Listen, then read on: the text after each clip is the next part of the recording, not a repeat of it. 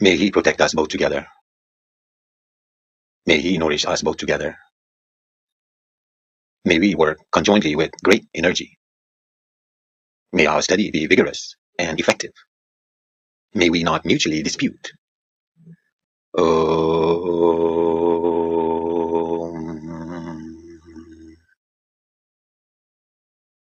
Let there be peace in me. Let there be peace in my environment. Let there be peace in the forces that act on me. Chapter 1. Param Dhyana. The supreme meditation should be upon Tejobindu, the seed or source of spiritual light, which is the Atman of the universe, which is seated in the heart, which is of the size of an atom, which pertains to Shiva, which is quiescent, and which is gross and subtle, as also above these qualities. That alone should be the dhyana of the munis as well as of men, which is full of pains, which is difficult to meditate on, which is difficult to perceive, which is the emancipated one, which is decayless, and which is difficult to attain. One whose food is moderate, whose anger has been controlled, who has given up all love for society, who has subdued his passions, who has overcome all cares, such as heat and cold, who has given up his egoism, who does not bless anyone nor take anything from others, and also who goes where they naturally ought not to go and naturally would not go where they like to go. Such persons also obtain 3 in the face. Hamsa is said to have 3 seats. Therefore, know it is the greatest of mysteries, without sleep and without support. It is very subtle, of the form of Soma, and is the supreme seat of Vishnu. That seat has 3 faces, 3 gunas, and 3 dhatus, and is formless, motionless, changeless, sizeless, and supportless. That seat is without upadhi, and is above the reach of speech and mind. It is swabhava, self-nature, reachable only by bhava, by being.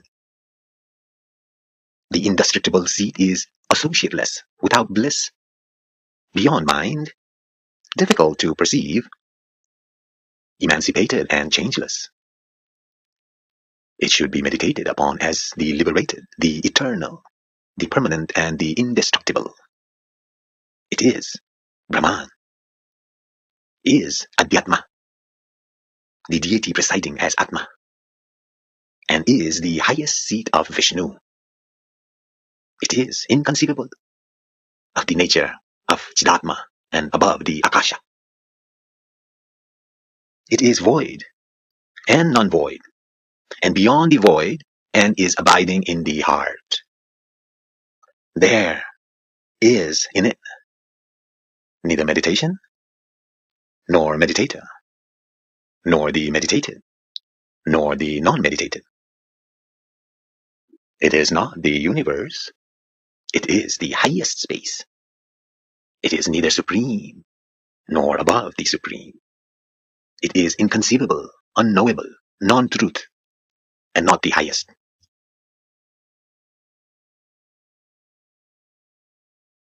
It is realized by the munis, but the devas do not know the Supreme One.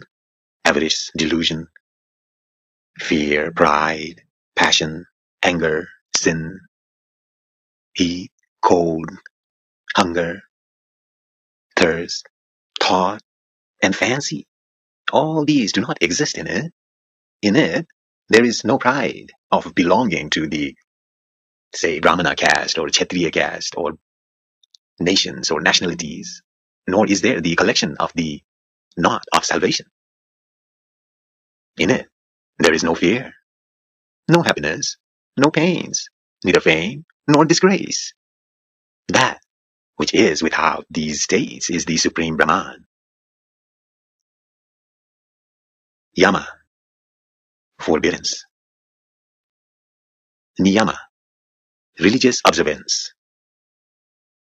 Tyaga, renunciation. Mona, silence, according to time and place. Asana, posture. Mulabandha, seeing all bodies as equal. The position of the eye. Prana samyamana, control of breath. Pratyahara, subjugation of the senses. Dharana, Atma-dhyana, and Samadhi. These are spoken of as the parts of yoga in order. That is called yama, in which one controls all his organs of sense and actions through the vijnana, that all is Brahman. This should be practiced often and often. Niyama, in which there is the supreme bliss enjoyed through the flowing or inclination of the mind towards things of the same spiritual kind, Brahman, and the abandoning of things differing from one another is practiced by the sages as a rule. In Tyaga, renunciation, one abandons the manifestation or objects of the universe through the cognition of Atma, that is Sat and Chit. This is practiced by the great and is the giver of immediate salvation. Mona, the silence, in which, without reaching that, speech returns along with mind, is fit to be attained by the yogins and should be ever worshipped by the ignorant as well. How is it possible to speak of that from which speech returns? How should it be described as the universe, as there is no word to describe it? It is that which is really called silence, and which is naturally understood as such. There is silence in children, but with words, whereas the knowers of Brahman have it silence, but without words. That should be known as the lonely seat, in which there is no man in the beginning, middle, or end, and through which all this universe is fully pervaded. The illusion of Brahma and all other beings takes place within one twinkling of his eye. That should be known as asana, posture, in which one has with ease and without fatigue, uninterrupted, meditation of Brahman, that is described by the word kala, time. That is endless bliss, and that is secondless. Everything else is the destroyer of happiness. That is called siddhasana, siddha posture, in which the siddhas have succeeded in realizing the endless one as the support of the universe, containing all the elements. That is called the mula bandha, which is the mula, the root of all worlds, and through which the root chitta is bandha bound. It should be always practiced by the Raja Yogins. One, after having known the equality of the angas, these parts of yoga point to one and the same Brahman, should be absorbed in that equal, uniform Brahman. If not, there is not that equality attained. Then, like a dry tree, there is straightness, uniformity throughout. Making one's vision full of spiritual wisdom, one should look upon the world as full of Brahman. That vision is very noble. It is generally aimed at the tip of the nose. But it should be directed towards the seat of Brahman, wherein the cessation of seer, the seen and sight will take place, and not towards the tip of the nose. That is called pranayama, the control of breath, in which there is the control of the modifications of mind through the cognition of Brahman in all the states of chitta and others. The checking of conception of the reality of the universe is said to be expiration. The conception of I am Brahman is inspiration. The holding on long to this conception without agitation is cessation of breath. Such is the practice of the enlightened. The ignorant close their nose. That should be known as pratyahara, through which one sees Atma, even in the objects of sense, and pleases chitta through manas. It should be practiced often and often. Through seeing Brahman, wherever the mind goes, the dharana is meant, that state where one indulges in the good thought. I am Brahman alone, and is without any support. This dhyana is the giver of supreme bliss. Being first in a state of changelessness, and then thoroughly forgetting even that state, owing to the cognition of the true nature of Brahman, this is called samadhi. Once again, being first in a state of changelessness. Being first in a state of changelessness, and then thoroughly forgetting even that state, owing to the cognition of the true nature of Brahman, is called samadhi. This kind of bliss should be practiced or enjoyed by a wise person till his cognition itself united in a moment with the state of pratyaga, Atma. Then this king of yogins becomes a siddha and is without any aid outside himself. Then he will attain a state inexpressible and unthinkable.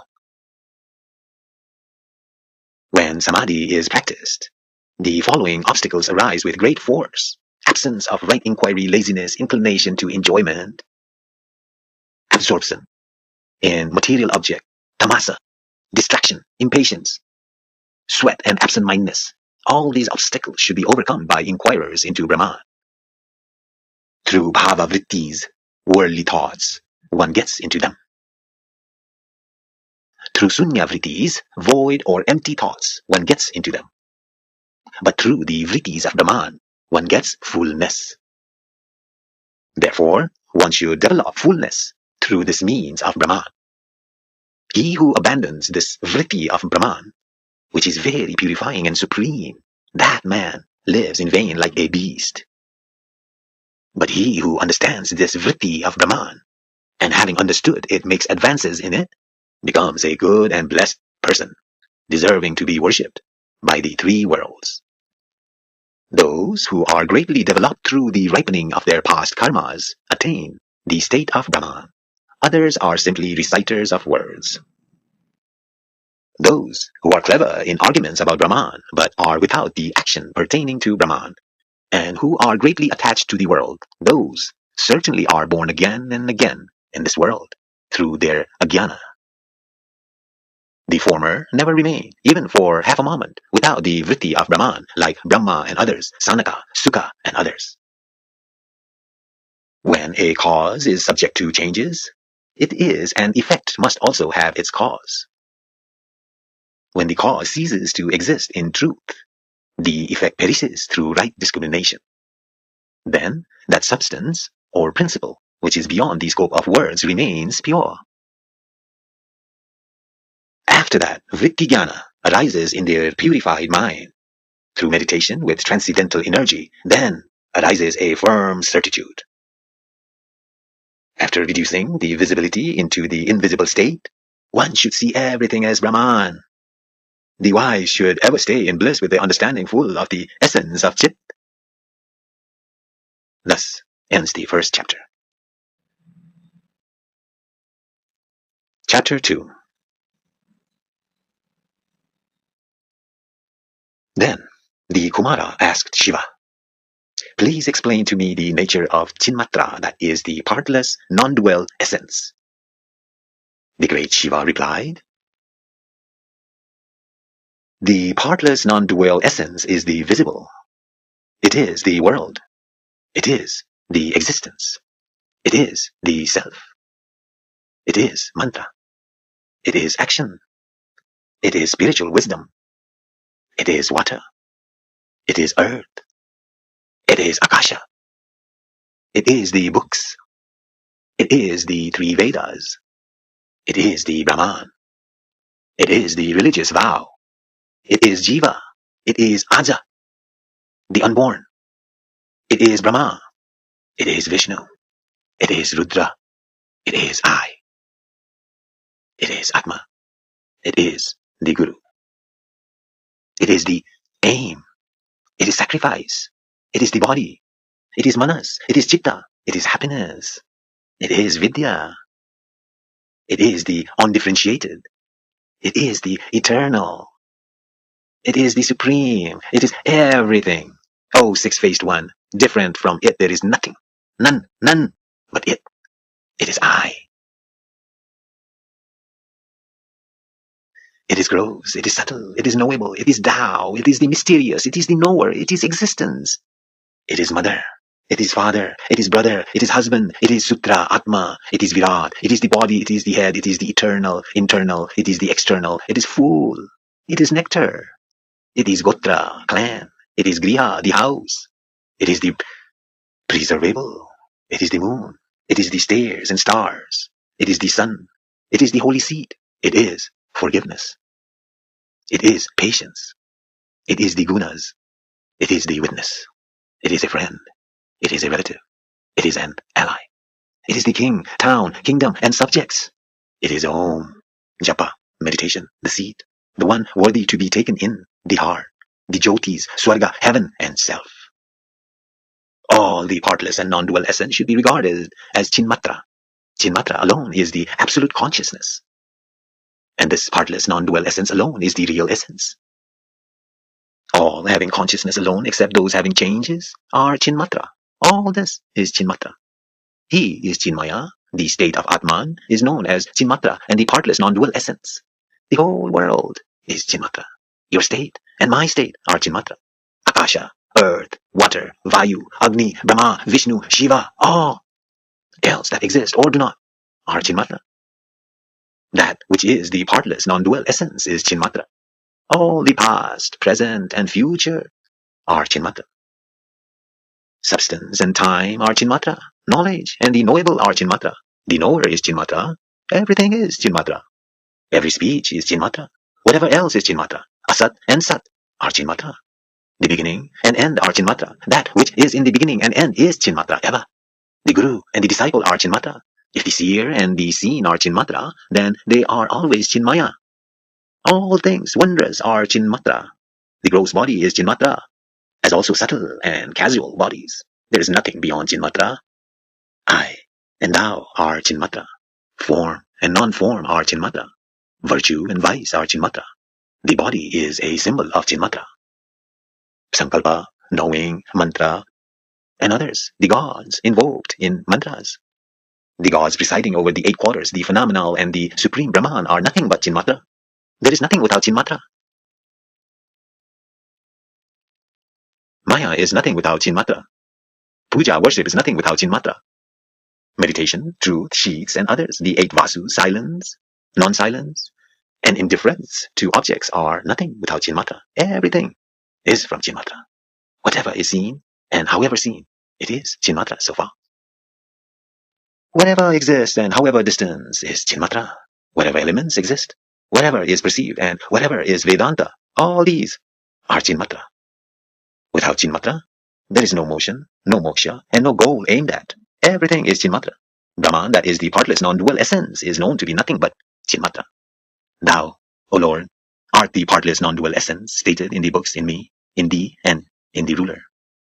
He who does perceive I as one homogeneity pervading everywhere will at once be emancipated through this spiritual wisdom.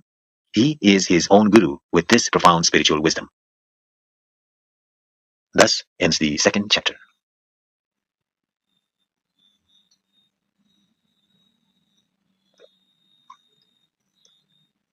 Chapter 3. The Kumara addressed his father again. Please explain to me the realization of Atman. To which the great Shiva said, I am of the nature of the Parabrahman. I am the supreme bliss. I am solely of the nature of divine wisdom. I am the soul supreme, the soul quiescence, the soul Chinmaya, the soul unconditioned, the soul permanent, and the soul Sattva. I am the I that has given up. I am one that is without anything. I am full of Chidakasa. I am the soul fourth one. I am the soul one above the fourth state of Turiya. I am of the nature of pure consciousness. I am ever of the nature of the bliss consciousness. I am of the nature of the non-dual. I am ever of a pure nature, solely of the nature of divine wisdom, of the nature of happiness, without fancies, desires, or diseases, of the nature of bliss, without changes or differentiation, of the nature of the eternal one essence and Chinmatra. My real nature is indestructible and indescribable, of endless bliss, the bliss above Sat and Chit, and the interior of the interior. I am beyond reach of manas and speech. I am of the nature of Atmic bliss, true bliss, and one who plays with my Atma. I am Atman and Sada Shiva. My nature is Atmic spiritual effulgence. I am the essence of the Jyotis of Atman. I am without beginning, middle, or end. I am like the sky. I am solely Sat, Ananda, and Chit, which is unconditioned and pure. I am the Satchidananda that is eternal, enlightened, and pure. I am ever of the nature of eternal Sesha, serpentine. I am beyond all. My nature is beyond form. My form is supreme Akasha. My nature is of the bliss of earth. I am ever without speech. My nature is the all-seat, foundation of all.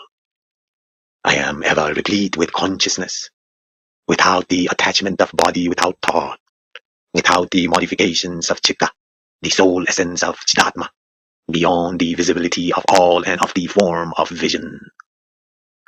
My nature is ever full. I am ever fully contented, the all, and Brahman, and the very consciousness I am. I. My nature is of the earth. I am the great Atman, and the supreme of the supreme. I appear sometimes as different from myself, sometimes as possessing a body, sometimes as a pupil, and sometimes as the basis of the worlds. I am beyond the three periods of time, am worshipped by the Vedas, am determined by the sciences, and am fixed in the Chitta. There is nothing left out by me, neither the earth nor any other objects here. Know that there is nothing which is out of myself. I am Brahma, a Siddha, the eternally pure, non-dual one, Brahman without old age or death. I shine by myself. I am my own Atma, my own goal, enjoy myself, play in myself, have my own spiritual effulgence, am my own greatness, and am used to play in my own Atma. Look on my own Atma and am in myself happily seated. I have my own Atma as the residue, stay in my own consciousness and play happily in the kingdom of my own Atma. Sitting on the real throne of my own Atma, I think of nothing else but my own Atma. I am Chidrupa alone, Brahman alone, Satchidananda, the secondless, the one replete with bliss and the soul of Brahman, and ever without anything, at the bliss of my own Atma, the unconditioned bliss, and am always Atma Akasha.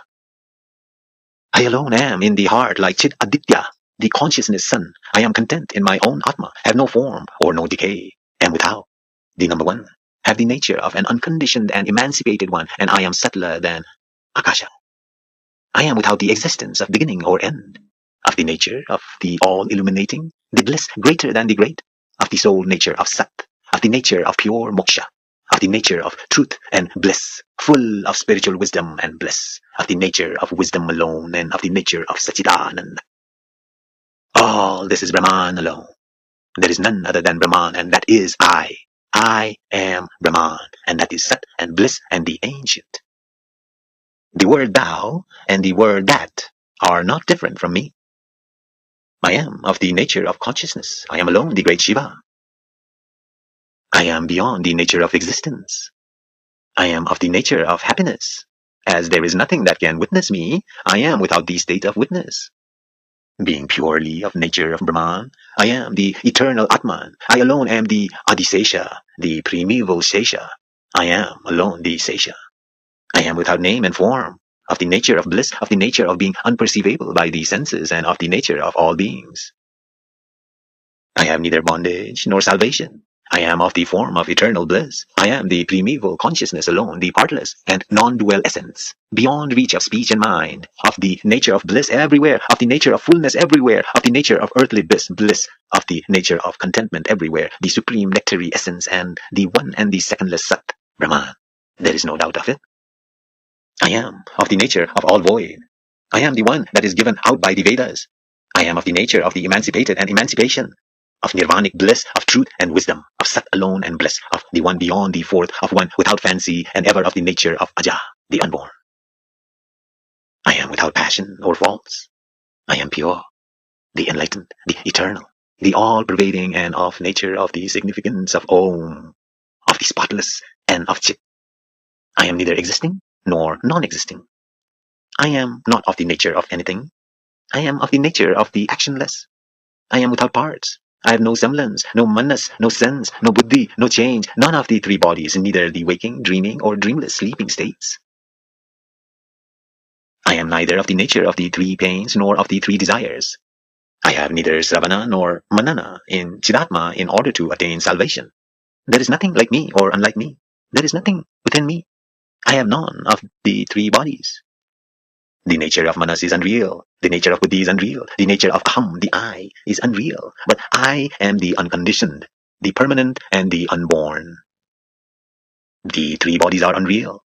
The three periods of time are unreal. The three gunas are unreal. But I am of the nature of the real and the pure. That which is heard is unreal. All the Vedas are unreal. The Shastras are unreal. But I am the real and of the nature of Chit. The Murtis, Brahma, Vishnu, and Rudra, having limitation, are unreal. All the creation is unreal. All the tattvas are unreal. But know that I am the great Sadashiva. The master and the disciple are unreal. The mantra of the guru is unreal. That which is seen is unreal, but know me to be the real. Whatever is thought of is unreal. Whatever is lawful is unreal. Whatever is beneficial is unreal, but know me to be the real. Know the Purusha, ego, to be unreal. Know the enjoyments to be unreal. Know things seen and heard are unreal, as also the one woven, war, wise and woof, wise, this universe. Cause and non-cause are unreal. Things lost or obtained are unreal. Pains and happiness are unreal.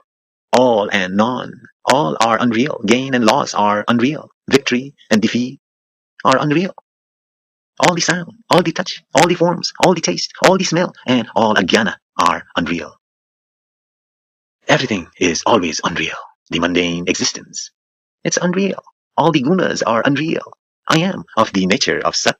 One should cognize his own Atma alone. One should always practice the mantra of his Atma.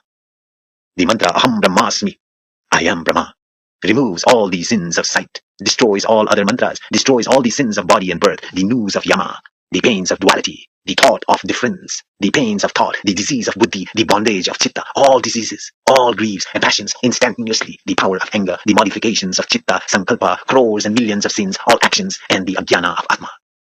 The mantra, I am Brahman, gives indescribable bliss, gives the state of ajada, the non-inertness or the undecaying, and kills the demon of non-Atman. The thunderbolt, I am Brahman, clears all the hill of non-Atma. The wheel, I am Brahman, destroys the asuras of non-Atma. The mantra, I am Brahman, will relieve all persons. The mantra, I am Brahman, gives spiritual wisdom and bliss.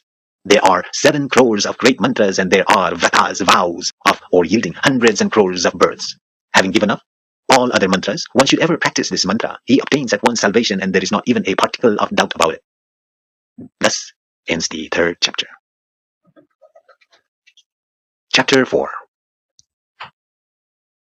The Kumara asked the great Lord, please explain to me the nature of Jivan Mukti, embodied salvation, and Videha Mukti, disembodied salvation.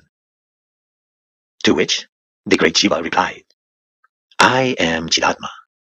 I am Paraatma. I am the Nirguna, greater than the great. One who will simply stay in Atma is called a Jivan Mukta.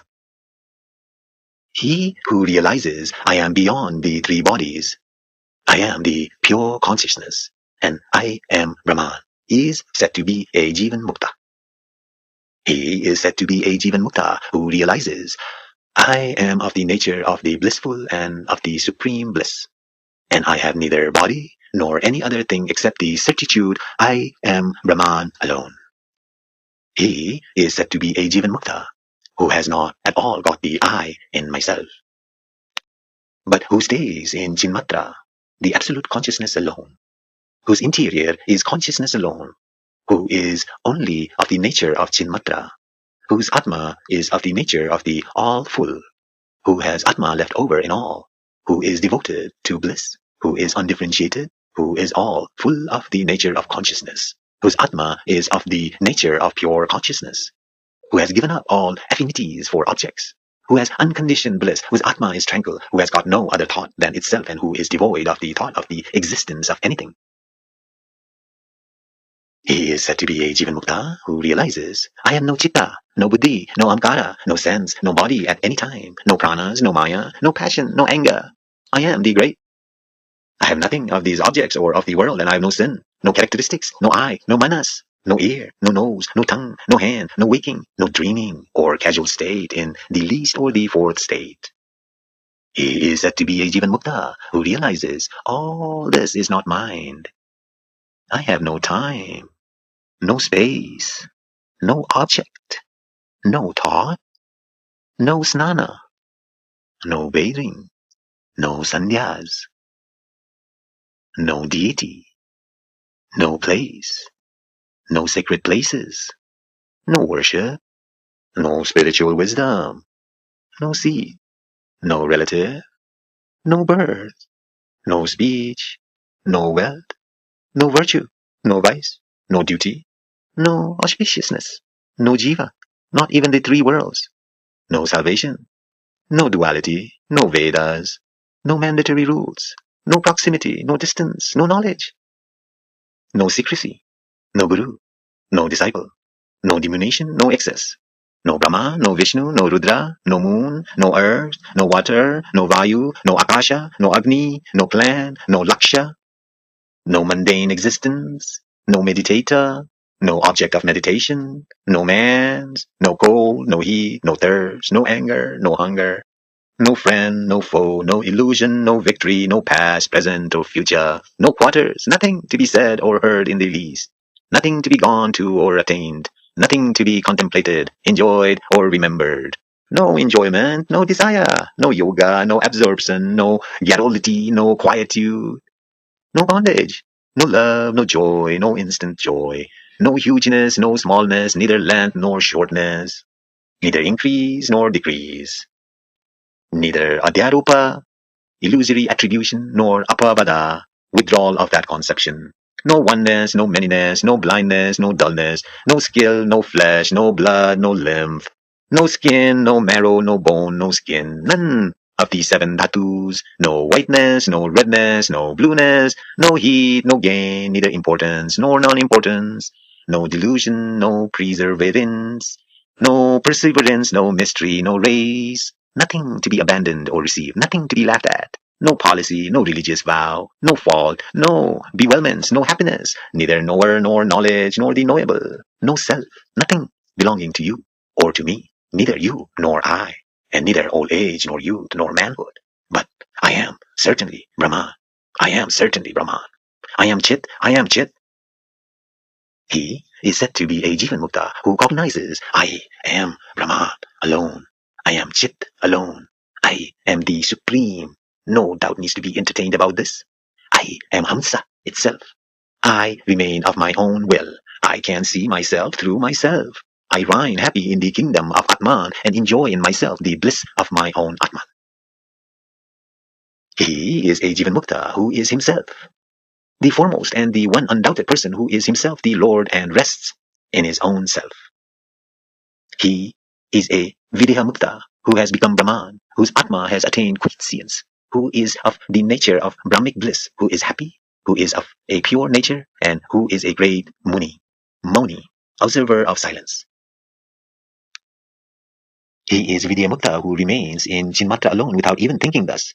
I am all Atma, the Atma that is equal or the same in all, the pure, without one, the non-dual, the all, the self only, the birthless and the deathless. I am myself, the undecaying Atma, that is the object aimed at, the sporting, the silent, the blissful, the beloved, and the bondless salvation.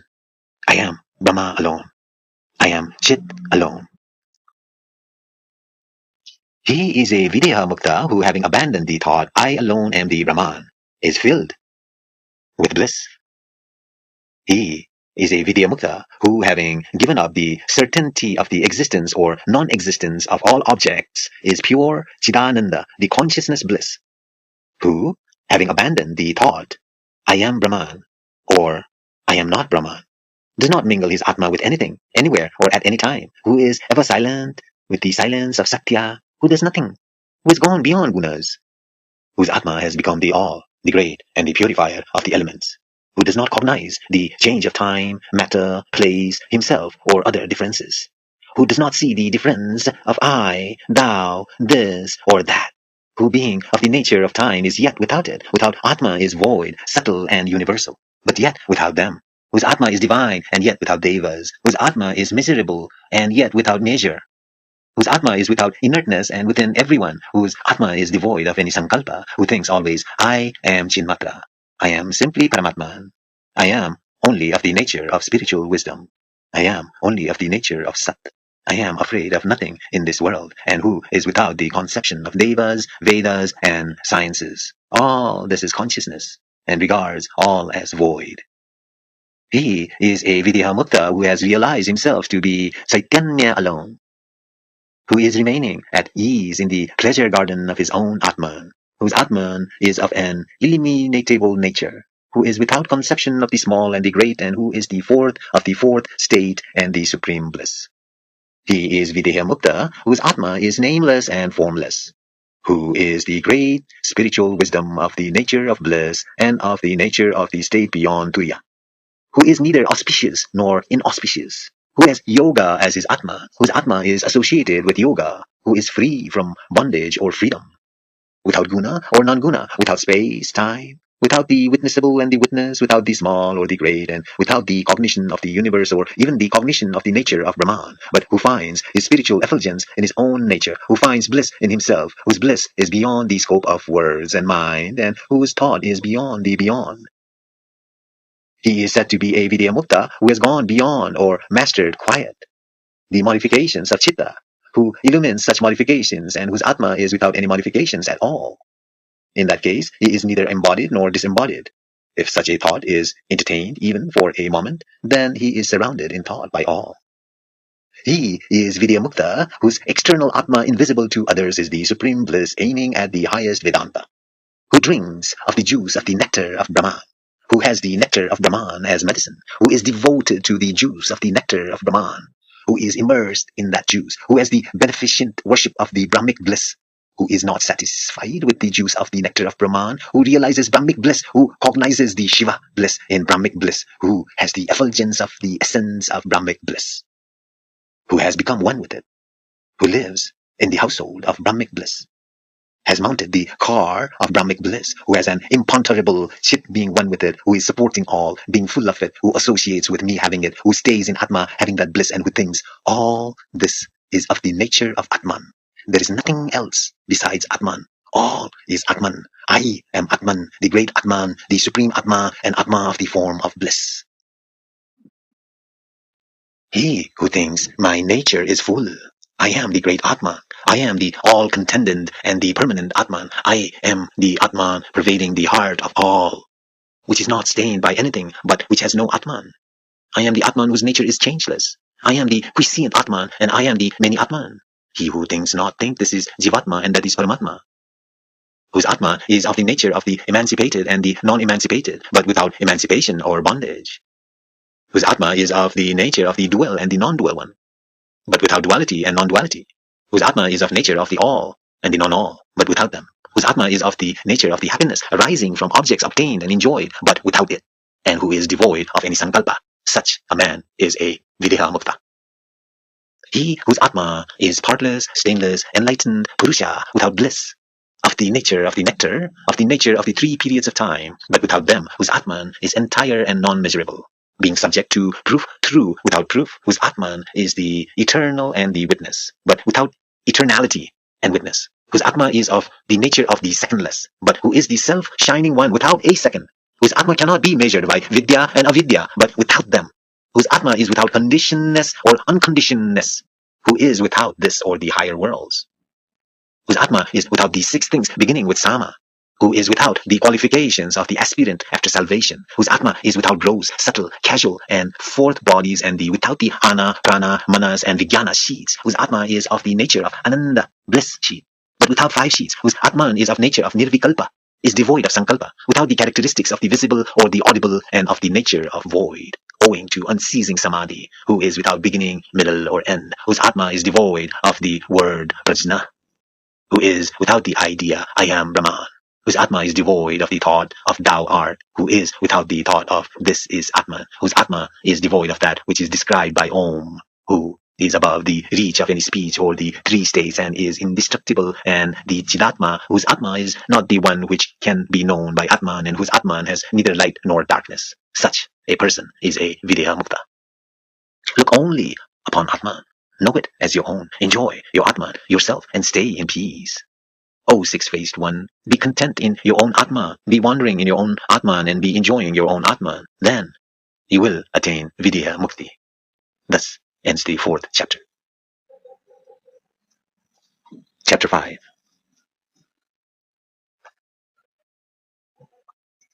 The sage named Nidaga addressed the venerable Ribu, O Lord, please explain to me the discrimination of Atma from non-Atma. The sage replied thus: the furthest limit of all Vak, speech, is Brahma.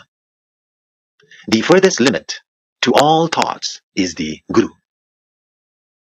That which is of the nature of all causes and effects, but yet without them. That which is without Sankalpa, of the nature of all bliss and the auspicious. That which is the great one of the nature of bliss. That which illuminates all luminaries, and that which is full of the bliss of Nada, the spiritual sound, without any enjoyment and contemplation, and beyond Nadas and Kalas. That is Atman. That I, the indestructible. Being devoid of all the difference of Atman and non-Atman, of heterogeneity and homogeneity, and of quiescence and non-quiescence, that is the one Jyotis at the end of Nada. Being remote from the conception of Maha Vyakarta, the meaning of Maha Vyakyas, as well of I am Brahman, being devoid of or without the conception of the word and the meaning, and being devoid of the conception of the destructible and the indestructible. That is the one Jyoti at the end of Nada. Being without the conception, I am the partless, non-dual essence, or I am the blissful and being of the nature of the one beyond all. That is one Jyotis at the end of Nada.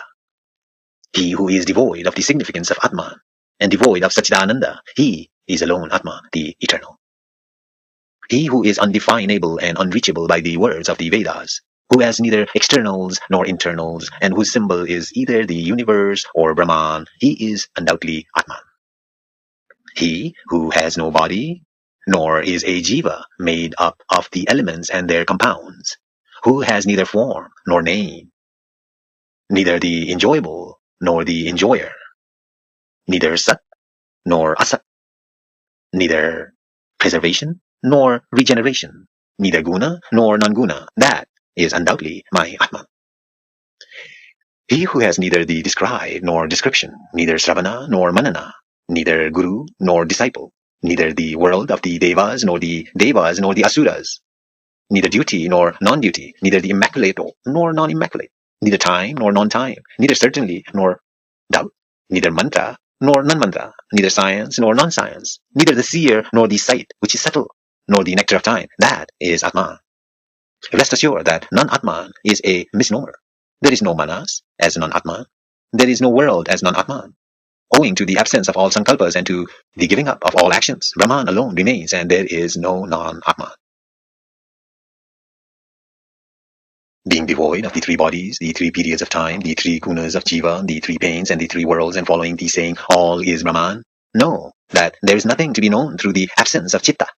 There is no old age through the absence of body, no motion through the absence of legs, no action through the absence of hands, no death through the absence of creatures, no happiness through the absence of buddhi, no virtue, no purity, no fear, no repetition of mantras, no guru, nor disciple. There is no second in the absence of one.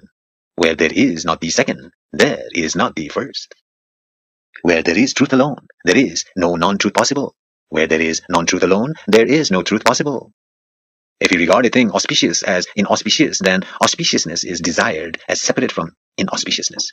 If you regard fear as non-fear, then fear will arise out of non-fear. If bondage should become emancipation, then in the absence of bondage will be no emancipation. If birth should imply death, then in the absence of birth there is no death. If thou should imply I, then in the absence of thou there is no I. If this should be that, this does not exist in the absence of that. If being should imply non-being, then non-being will imply being. If an effect implies a cause, then in the absence of effect there is no cause.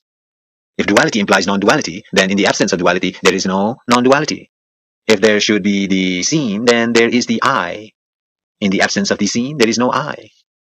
In the absence of the interior, there is no exterior. If there should be fullness, then non-fullness is possible. Therefore, all this exists nowhere. Neither you nor I, nor this, nor these exist. There exists no object of comparison in the true one. There is no smile in the unborn. There is in it no mind to think. I am the supreme Brahman. This world is Brahman only. Thou and I are Brahman alone. I am Chinmatra simply, and there is no non-Atman. Rest assured of it. This universe is not really at all. This universe is not really at all. It was nowhere produced and stays nowhere. Some say that Chitta is the universe. Not at all. It exists not. Neither the universe, nor Chitta, nor Ahankara, nor Jiva exists, really. Neither the creation of Maya, nor Maya itself exists, really. Fear does not really exist. Actor, action, hearing, thinking, the two samadhis, the measure, ajnana, and avideka, none of this exists truly anywhere. Therefore, the four moving considerations and the three kinds of relationship exist not. There is no Ganga, no Gaya, no Setu, no elements or anything else, no earth, water, fire, Vayu, and Akasha anywhere. No devas, no guardians of the four quarters, no Vedas, no guru, no distance, no proximity, no time, no middle, no non-duality, no truth, no untruth, no bondage, no emancipation, no sat, no asat, no happiness, no class, no motion, no caste, and no worldly business. All is Brahman alone and nothing else. All is Brahman alone and nothing else. There exists, then, nothing, or statement as that consciousness alone is. There is then no saying such as Chit is I. The statement I am Brahman does not exist, nor does exist the statement I am the eternally pure. Whatever is uttered by the mouth, whatever is thought by the manas, whatever is determined by buddhi, whatever is cognized by chitta, all these do not exist. There is no yogin or yoga. All and are not. Neither day nor night, neither bathing nor contemplating, neither delusion nor non-delusion, all these do not exist. No, that is, no non-Atman.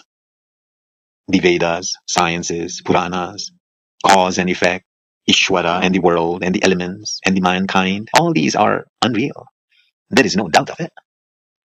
Bondage, salvation, happiness, relatives, meditation, chitta, the devas, the demons, the secondary and the primary, the high and the low, all these are unreal.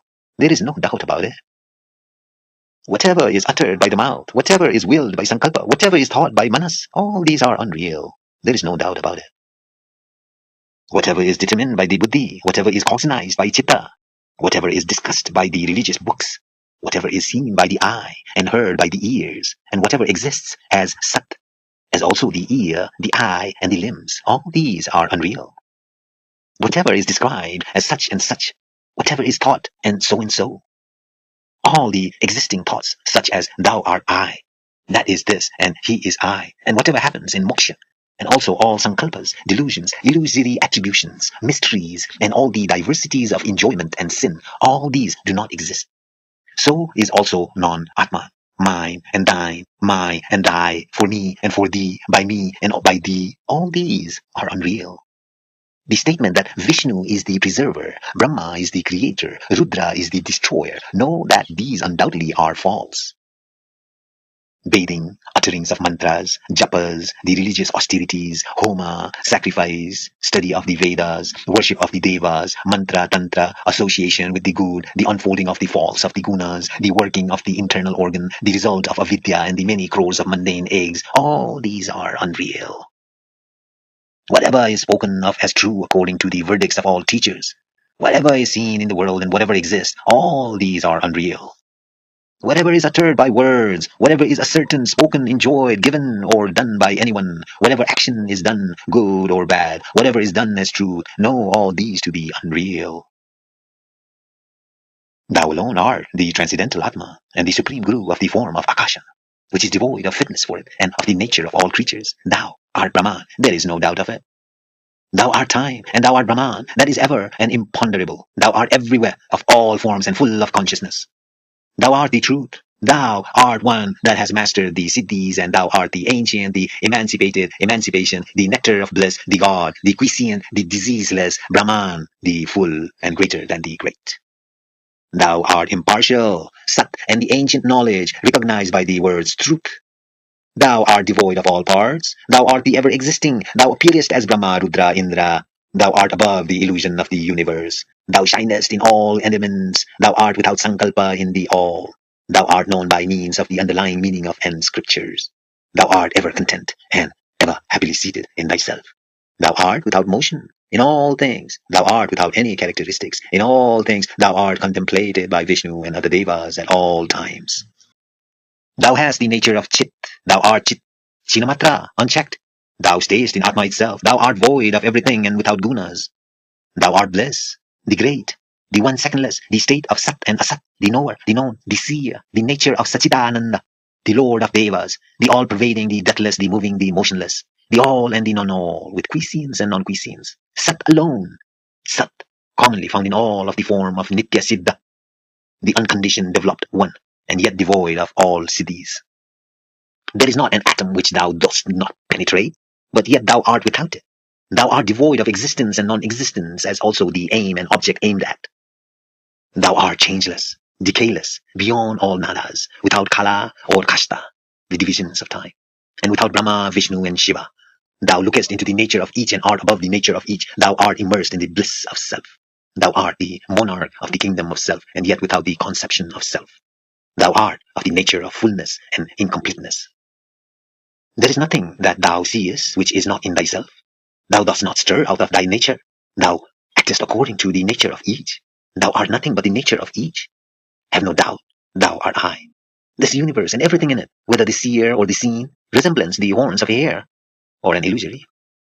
Earth, water, Agni, Vayu, Akasha, Manas, Buddhi, Ahankara, Tejas, the worlds and the sphere of the universe, destruction, birth, truth, virtue, vice, gain, desires, passion, anger, greed, the object of meditation, wisdom, guru, disciple, limitation, the beginning and end, auspiciousness, the past, present, and future, the aim and the object of aim, mental restraint, inquiry, contentment, enjoyer, enjoyment, the 8 parts of yoga, yama, the going and coming of life, the beginning, middle, and end, that which can be taken and rejected, Hari, Shiva, the organs, manas, the 3 states, the 24 tattvas, the 4 means, one of the same class or different classes, Ru and other worlds, all the caste and the orders of life with the rules laid down for each, mantras and tantras and science and e-science, all the Vedas, the inert and the non-inert, bondage and salvation, spiritual wisdom and non-wisdom, the enlightened and the non-enlightened, duality and non-duality, the conclusion of all Vedantas and Shastras, the theory of existence of all souls and that of one soul only, whatever is taught by Chitta, whatever is willed by Sankalpa, whatever is determined by Buddhi, whatever one hears and sees, whatever the Guru instructs, whatever is sensed by all the organs, whatever is discussed in Mimamsa, whatever is ascertained by Nyaya, philosophy, and by the great ones who have reached the other side of the Vedas, the saying, Shiva destroys the world, Vishnu protects it, and Brahma creates it, whatever is found in the Puranas, whatever is ascertained by the Vedas and is the signification of all the Vedas, all these resemble the horns of a hare. The conception, I am the body, is spoken of as the internal organ. The conception, I am the body, is spoken of as the great mundane existence. The conception, I am the body, constitutes the whole universe. The conception, I am the body, is spoken of as the not of the heart, as non-wisdom, as the state of asat, as nescience, as the dual, as the true jiva, and with parts, is certainly the great sin, and is the disease generated by the faults of thirst after desires. That which is sankalpa, the three pains, passion, anger, bondage, all the miseries, all the faults, and the various form of time, know these to be the result of manas. Manas alone is the whole world, the ever-deluding, the mundane existence, the three worlds, the great pains, the old age and others, death and great sin, the sankalpa, the jiva, the chitta, the ahankara, the bondage, the internal organ and earth, water, agni, vayu, and akasha, sound, touch, form, taste, and odor, the five C's, the waking, the dreaming, and the dreamless sleeping states. The guardians of the eight quarters, Vasus, Rudras, Adityas, the seen, the inner, the pairs, and the non-wisdom, all these are products of the manas. Rest assured that there is no reality in all that is sankalpa. The whole world, the guru, disciple, do not exist. Yeah, they do not exist. Thus ends the 5th chapter. Chapter 6. Review continued again. Know everything as Sachita Maya, Sachin Maya, full of Sat and consciousness. It pervades everything. Sachinanda is non-dual, decayeless, alone, and other than all, it is I. It is alone is Akasha and thou. It is I. There is in it no Maha, Manas, no Buddhi, no Hankara, no Chitta, or collection of these, neither thou, nor I, nor anything else, nor everything. Brahman alone is sentence, words, Vedas, letters, beginning, middle, or end, truth, law, pleasure, pain, existence, Maya. Prakriti, body, face, nose, tongue, palate, teeth, lip, forehead, expiration and inspiration. Sweat, bone, blood, urine, distance, proximity, limb, belly, crown, the movement of hands and feet, shastras, command, the knower, the known, and the knowledge, the waking, dreaming, and the dreamless sleeping, and the fourth state. All these do not belong to me. Everything is Satchinmaya, interwoven.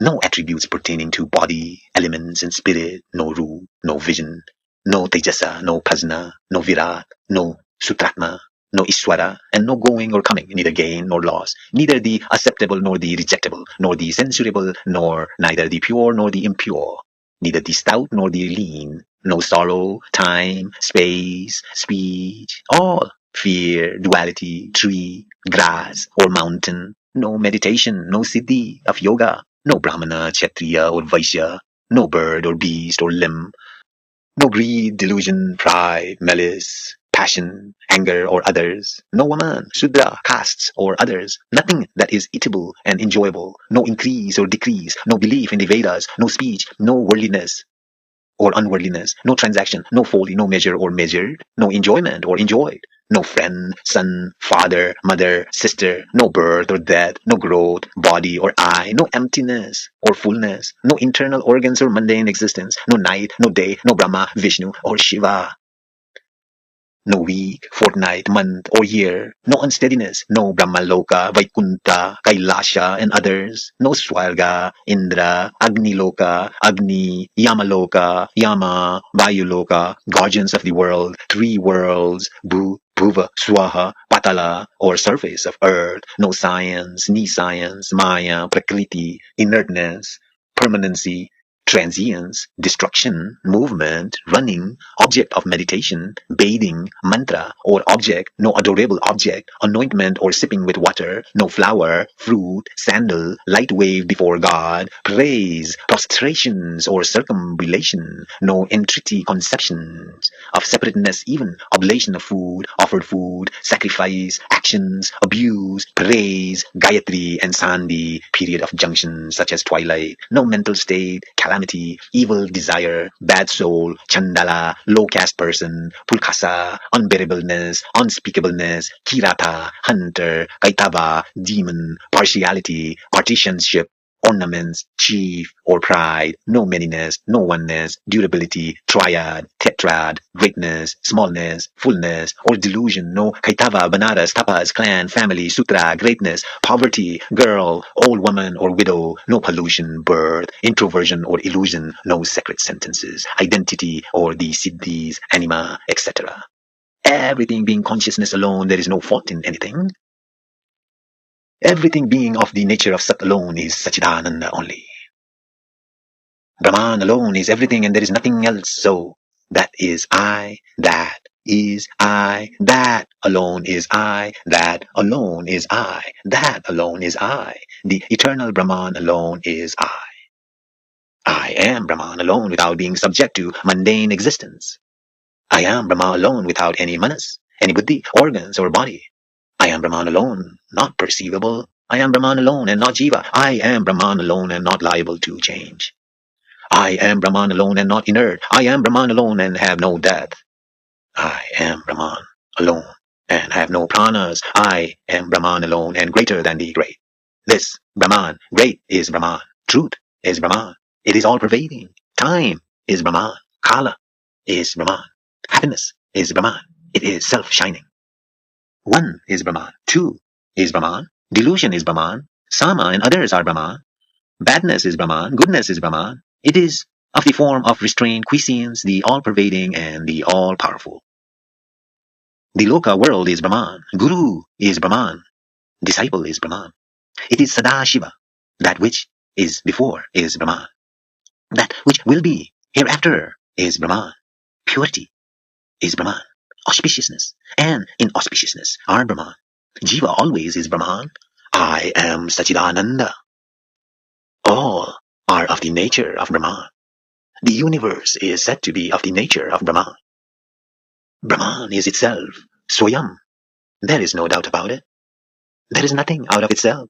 The letter Om of the form of consciousness is Brahman alone. Everything is itself. I alone am the whole universe and the highest seat. Have crossed the gunas and am greater than the great, the supreme Brahman, Guru of gurus, the support of all and the bliss of bliss. There is no universe besides Atman. The universe is of the nature of Atman. There is nowhere or no place without Atman. There is not even grass different from Atman. There is not husk different from Atman. The whole universe is of the nature of Atman.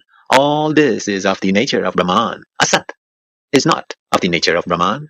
There is not a grass different from Brahman. There is not a seed different from Brahman. There is not a guru different from Brahman. There is nor a body different from Brahman. There is nothing different from Brahman like I-ness or you-ness. Whatever is seen in this world, whatever is spoken of by the people, whatever is enjoyed everywhere, all these are asat, unreal. Really? The difference arising from the actor, action, qualities, likes, taste, and gender, all these arise from asat and are but pleasurable. The differences arising from time, objects, actions, success or defeat, and whatever else, all these are simply asat. The internal organ is asat. The organs are asat. All the pranas, the collection of all these, the 5 shis, the 5 deities, the 6 changes, the 6 enemies, the 6 seasons, and the 6 days are asat. I am Satchidananda. The universe is rootless. I am Atma alone, Chit and Ananda. The scenes of mundane existence are not different. I am the truth of the nature of Ananda and the nature of imponderable Chi. All this is of nature of Jnana. I am the secondless, having Jnana and bliss. I am of the nature of an illuminator of all things. I am of the nature of all non-being. I alone shine always. Therefore, how can I with such a nature become Asat? That which is called Thou is the great Brahman of the nature of the bliss of consciousness and of the nature of Chit. Having Chidakasa and Chit alone as the great bliss, Atma alone is I. Asat is not I. I am Kutusta, the great Guru and Satchidananda alone. I am this born universe. No time, no universe, no Maya, no Prakriti in me. I alone am the Hari. Personally, I alone am the Sadashiva. I am of the nature of pure consciousness. I am the enjoyer of pure Sattva. I am the only essence, full of Chit. Everything is Brahman and Brahman alone. Everything is Brahman and is Chit alone. I am of the nature of the all-latent and the all-witness. I am the Supreme Atman, the Supreme Jyotis, the Supreme Wealth, the Supreme Goal, the essence of all Vedantas, the subject discussed in all the Sastras, the nature of yogic bliss. the ocean of the chief bliss, the brightness of all wisdom, of the nature of chief wisdom, the brightness of the fourth state and the non-fourth but devoid of them, the indestructible Chit, truth, Vasudeva, the birthless and the deathless Brahman, Chidakasha, the unconditioned, the stainless, the immaculate, the emancipated, the utterly emancipated, the soulless, the formless, and of the nature of the non-created universe. The universe which is assumed as truth and non-truth does not really exist. Brahman is of the nature of eternal bliss, and is even by itself. It is endless, decayless, quiescent, and of one nature only. If anything is other than myself, then it is as unreal as the mirage in an oasis. If one should be afraid of the son of a barren woman, or if a powerful elephant be killed by means of the horns of a hare, then the world really is. If one person can quench his thirst by drinking the waters of the mirage, or if one should be killed by the horns of a man, then the universe really is. The universe exists always in the true Gandharva city, merely unreal. When the blueness of the sky really exists in it, then the universe really is. When the silver in mother of pearl can be used in making an ornament, when a man is bitten by the conception of a snake in a rope, when the flaming fire is quenched by means of a golden arrow, when milky food is obtained in the barren forest of Vindhya mountains, when cooking can take place by means of the fuel of wet plantain trees, when a female baby just born begins to cook, when curds resume the state of milk, or even when the milk goes back through the teats of a cow, then will the universe really be.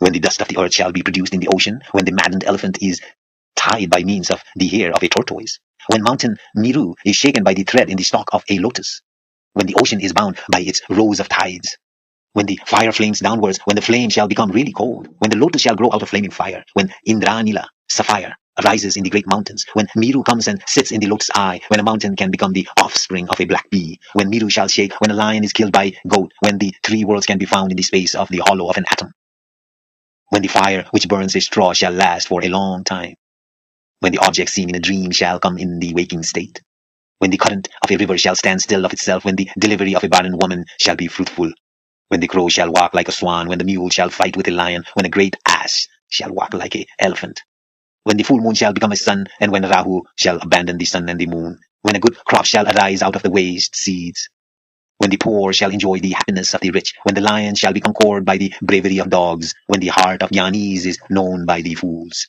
when the ocean is drunk by the dogs without any reminder, when the pure Akasha shall fall upon men, when heaven shall fall on the earth, when the flower in the sky shall emit fragrance, when a forest appearing in pure Akasha shall move, and when reflection shall arise in a glass simply without mercury or anything else in its back, then the world really is. There is no universe in the womb of Aja, the unborn Brahman. There is no universe in the womb of Atma. Duality and non-duality, which are but the results of differentiation, are really not. All this is the result of Maya. Therefore, there should be Brahma Bhavana. If misery should arise from the conception of I am the body, then it is certain I am Brahman.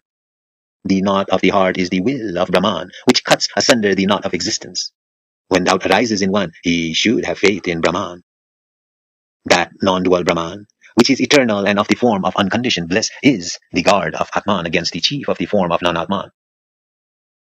Through instances like the above is established the nature of Brahman. Brahman alone is the all-abode. Abandon the name even of the universe. Knowing for certain I am Brahman, give up the I. Everything disappears as the flower from the hands of a sleeping person. There is neither body nor karma. Everything is Brahman alone. There are neither objects nor actions nor the four states. Everything which has the three characteristics of Vijnana is Brahma alone. Abandoning all action, contemplate. I am Brahman. I am Brahman. There is no doubt of this. I am Brahman of the nature of Chit. I am of the nature of Satchidananda. The great science of Shankara should never be explained to any ordinary person, to an atheist, or to a faithless, ill-behaved, or evil-minded person. It should be, after due examination, given to the high-souled ones whose minds are purified with devotion to their gurus. It should be taught for a year and a half. Leaving off thoroughly and entirely the practice recommended by the other Upanishads, one should study the Tejobindu Upanishad always with delight. By one studying it, he becomes one with Brahman. Thus ends the 6th chapter.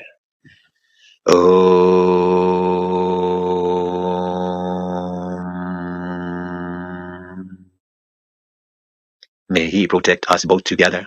May he nourish us both together. May we work conjointly with great energy. May our study be vigorous and effective. May we not mutually dispute. Om.